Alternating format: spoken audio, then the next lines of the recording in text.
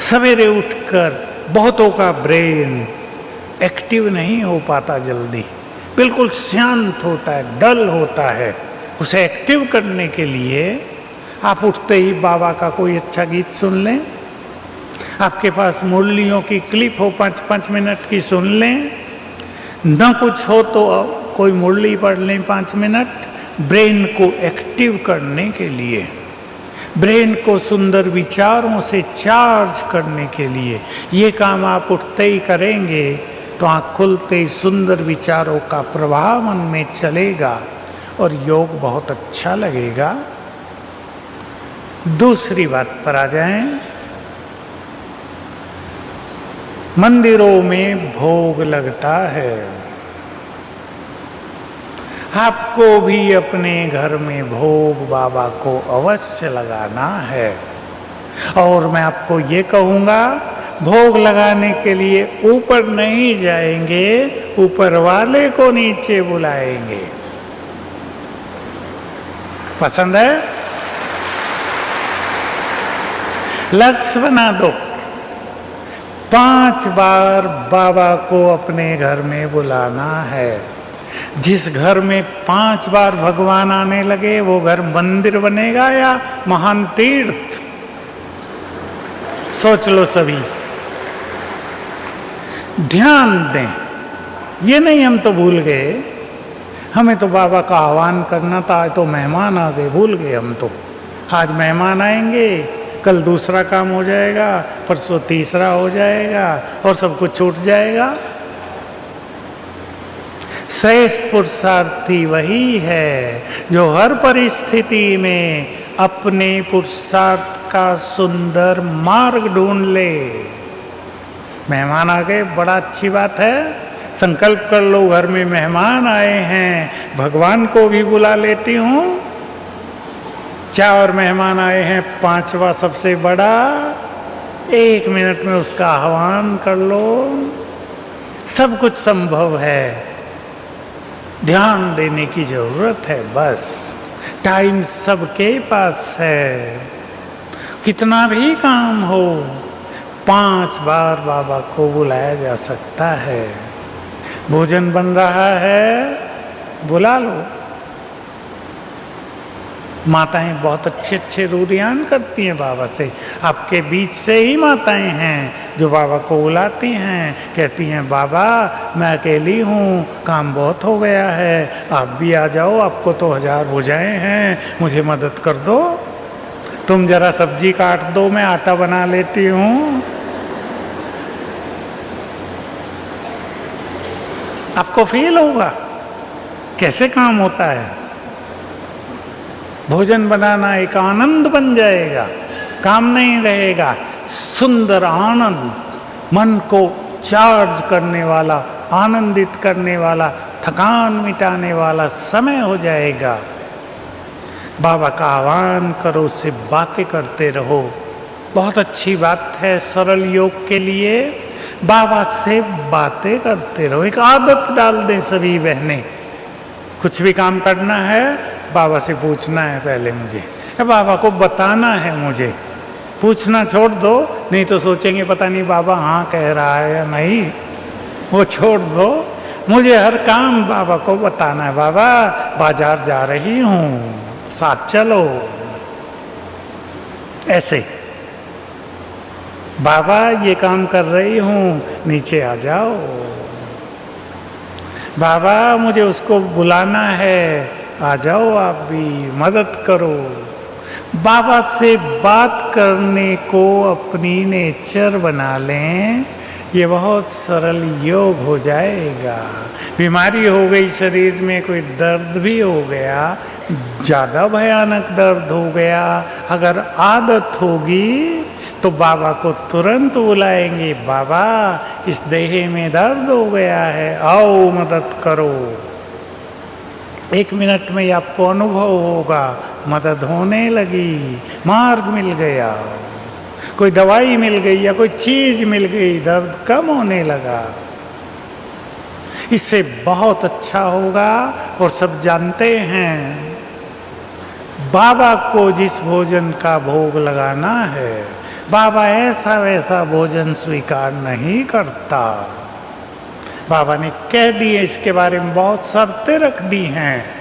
भगवान कैसा भोग स्वीकार करता है? जो कुछ नहीं खाता उसको भोग लगाया जा रहा है। वो हमारे प्यार और हमारी भावनाओं को स्वीकार करेगा। हमने भोजन में कैसे वाइब्रेशंस भरे हैं वो उन्हें स्वीकार करेगा। इसलिए बाबा का आह्वान करके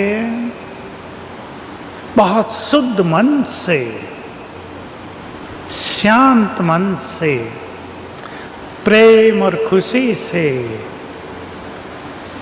मैं परम पवित्र आत्मा हूँ ये याद करते हुए भोग बनाना है। अपना सारा भोजन भोग समझ लो।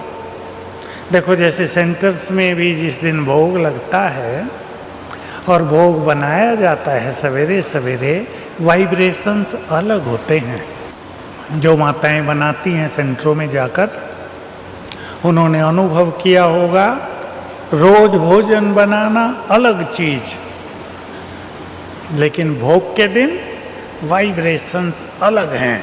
एक अलग फीलिंग है, बाबा के लिए भोग बन रहा है। एक घटना मुझे याद आ गई है, माताओं को सुना देता हूँ। अभी अभी किसी सेंटर में हम गए थे, उस टीचर बहन ने ये घटना सुनाई। निगेटिव घटना है, कोई बुरा नहीं मानेंगे, लेकिन सीखने की बात है।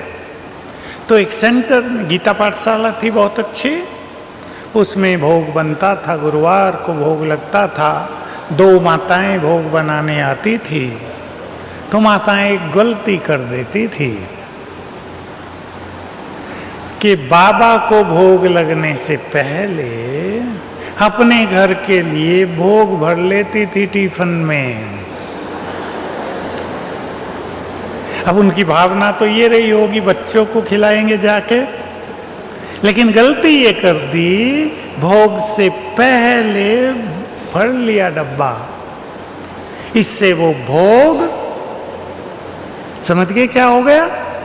वो झूठा माना जाता है और वो बाबा को स्वीकार्य नहीं होता। इससे उन दोनों माताओं के जीवन में काफ़ी कष्ट हो गए, गिरावट हो गई। बाद में उनको जब पता चला, उन्होंने बाबा से बहुत क्षमा याचना भी की कि हमें तो पता न था हम ये गलती कर रहे हैं, इसलिए मैंने माताओं को ध्यान दिलाया, संकल्प से भी भोग झूठा न हो। घरों में भी आप ऐसी शुद्धि कर दें। देखो माताओं में तो पहले ही शुद्धि का संस्कार होता है, स्वच्छता, और अब तो प्राइम मिनिस्टर ने भी स्वच्छता का अभियान चलाया है और आप सब तो और उस पर ध्यान देती होंगी, मुझे कहने की ज़रूरत नहीं, क्योंकि हमने भी माताओं से ही सफाई करना सीखा। भाइयों में तो होते नहीं संस्कार, माताएं सिखाती हैं। साथ में मन की और बुद्धि की सफाई भी रखनी है। याद रखेंगे, भोग उन घरों में उस किचन से बनाया हुआ नहीं लग सकता जिस किचन में नॉन वेज बनता हो। वो बाबा को स्वीकार्य नहीं है। इसलिए ऐसे घर जिनमें नॉन वेज बनता हो, आप माताएं एक काम कर सकती हैं, वीक में एक बार, सोमवार को, संडे को या गुरुवार को दोपहर के समय अलग से भोजन बनाएं, सबको बता दें, अलग से बाबा को भोग लगाएं।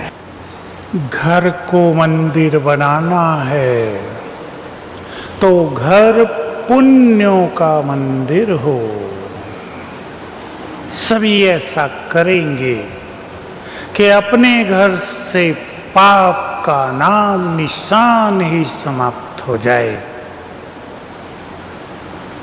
आप सोचेंगे हमारे हाथ में है क्या? है हाथ में या नहीं? एक पुण्यात्मा का प्रकाश अनेकों को पाप से मुक्त करने की प्रेरणा देगा। पुण्यात्मा के वाइब्रेशंस, अगर दूसरा व्यक्ति पाप करेगा भी तो उसके हाथ रुक जाएंगे। वाइब्रेशंस का बहुत इफेक्ट है, इसलिए स्वयं भी पुण्य करेंगे और सबको पुण्य कर्म करने की प्रेरणा भी देंगे। माताओं को तो छोटे बच्चों से ही उन्हें सिखा देना चाहिए पुण्य क्या होता है, पुण्य करो। और बहुत बच्चे सीख जाते हैं, और जब पुण्य बढ़ जाता है तो जीवन में बहुत सुख शांति आ जाती है। लेकिन स्वयं भी बहुत पुण्य करना है। और पुण्य की परिभाषा थोड़ी सी समझ लें, दूसरों को सुख देना सबसे बड़ा पुण्य है। दूसरों के कष्ट हर लेना सबसे बड़ा पुण्य है। दूसरों को मदद कर देना बहुत बड़ा पुण्य है। और अब हम जानते हैं, किसी को भगवान से मिला देना उससे बड़ा पुण्य कोई नहीं होता। किसी को सत्य ज्ञान दे देना बहुत बड़ा पुण्य है।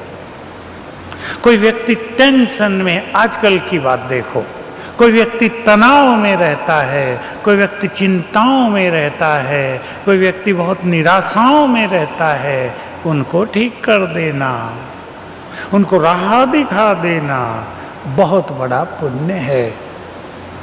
इसके विपरीत जो हैं वो पाप हैं। कोई धन के लिए बहुत पाप कर रहे हैं आजकल, बचना है सबको। धन साथ नहीं देता।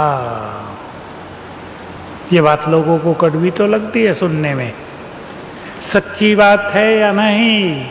धन साथ नहीं देता। अभी अभी रेल का बड़ी दुर्घटना हुई, आप सबने सुन लिया होगा, मुजफ्फरनगर के पास। बहुतों की कहानी है उसमें, पर एक लड़की दबी हुई है, आधा हिस्सा बाहर है, चिल्ला रही है, मुझे मदद कर दो, मुझे मदद करो, मेरे पास पैसे हैं, मैं दे दूंगी सब। 3 लड़के आते हैं, उसका पर्स उठा के भाग जाते हैं। पैसे भी गए और वो दबी भी रह गई।